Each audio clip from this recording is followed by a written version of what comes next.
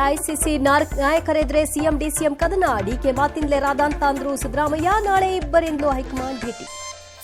CLP ಸಭೆಯಲ್ಲಿ Hebbalkar Jarkiholi fight, Surjewala ಮುಂದೆಯೇ credit war. DK Shivakumar ಏಕಪಕ್ಷೀಯ ನಿರ್ಣಯಕ್ಕೆ ಖರ್ಗೆ ಬ್ರೇಕ್.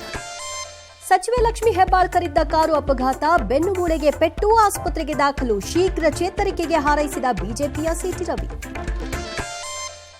ಹಸು ಕೆಚ್ಚಲು ಕೊಯ್ದ ಕೃತ್ಯ ಖಂಡಿಸಿ ಪ್ರತಿಭಟನೆ, ಮಾಲೀಕನ ಮನೆಯಲ್ಲಿ ಬಿಜೆಪಿ ಸಂಕ್ರಾಂತಿ. ಮೈಸೂರಲ್ಲಿ ಸಚಿವ ವೆಂಕಟೇಶ್ ನಿವಾಸಕ್ಕೆ ಶಗಣಿ ದಾಳಿ.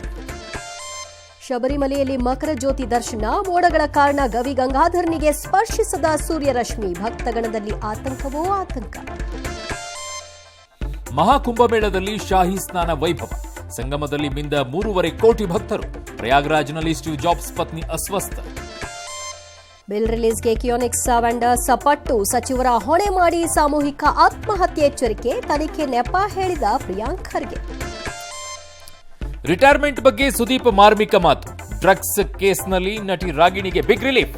ಟೀಂ ಇಂಡಿಯಾ ಆಟಗಾರರಿಗೆ ಬಿಸಿಸಿಐ ನಿರ್ಬಂಧ.